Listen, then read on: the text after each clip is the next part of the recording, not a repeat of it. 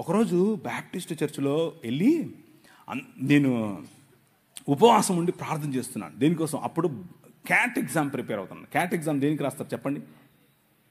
Cat అంటే పిల్లి కదన్నా అనేది పొరపాటున. క్యాట్ ఎగ్జామ్ దేనికి రాస్తారంటే MBA కోసం రాస్తారు. MBA లాంటి చదువులు చదవాలి అంటే క్యాట్ ఎగ్జామ్ రాయాలి.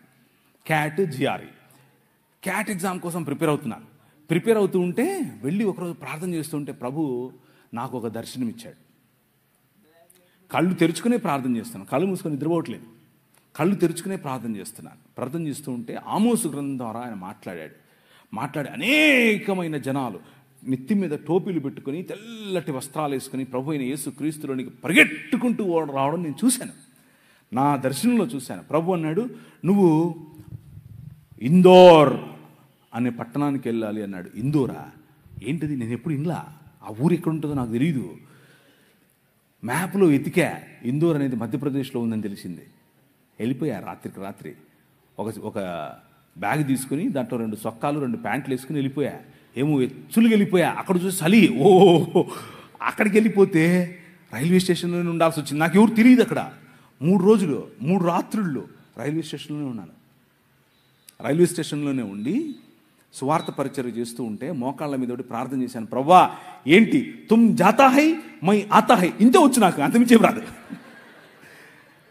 జాతా హై ఆతా హై ఇంతే వచ్చు. ప్రభువా ఏంటి ప్రభువా, నాకు ఈ భాష రావట్లేదు, నేను ఏం చెప్పాలి అని అంటే అనర్గళంగా మాట్లాడటానికి హిందీ ఇచ్చాడు. దేవునికి స్తోత్రం కలుగును గాక. అనర్గళంగా, మామూలుగా కాదు. ఒక్క నెలలోనే టీవీలో మాట్లాడాను. ఎలా? హిందీలో మాట్లాడాను. నేనేం నేర్చుకోలా, ఏ స్కూల్కి వెళ్ళలా, ఏ గ్రామర్ చదవలా. కానీ వాళ్ళు నన్ను సౌత్ ఇండియన్ అనుకోరు. ఎందుకు అని అంటే నేను మాట్లాడే హిందీ అంత శుద్ధంగా ఉండేట్లుగా మాట్లాడాను ఆ రోజుల్లో, ఒక్క నెలలో. కారణం ఏంటి అని అంటే ద పవర్ ఆఫ్ గాడ్. నీ రాజు ఆయన వాడుకోవాలి అనుకుంటే కావలసిన ఈవులు ఇస్తాడు, కావలసిన వరాలు ఇస్తాడు, కావలసినటువంటి అవకాశాలు ఇస్తాడు. నాకు ఇచ్చాడు. నేను వెళ్ళి మాట్లాడాను. అక్కడ కలిసాను నా భార్యను. అందుకు చెప్పాను, ఇది ఇంకేదో దాని కాదు. అక్కడ ఏంటి ఫుల్ చక్కెర వేసారేంటి?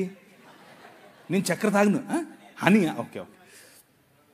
అక్కడ నేను పనిచేసేటటువంటి, అంటే నేను ఏ సంఘంలో అయితే వెళ్ళానో ఆ సంఘం పాస్టర్ గారు అమ్మ లడ్డులాగా దొరికాడు అనుకున్నాడో ఏమో తెలియదు, కానీ వాళ్ళ కూతురునిచ్చి పెళ్లి చేశాడు.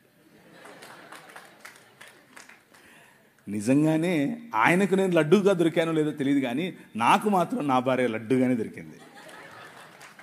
మామూలు లడ్డు కాదు. ఇప్పుడు నేను చేసే పరిచర్య, మీకు కనిపించే పరిచర్య, నేను చేసే పరిచర్యల్లో ఒక 10వ వంతు మాత్రమే. నిజంగా చెప్తున్నాను, 10వ వంతు మాత్రమే.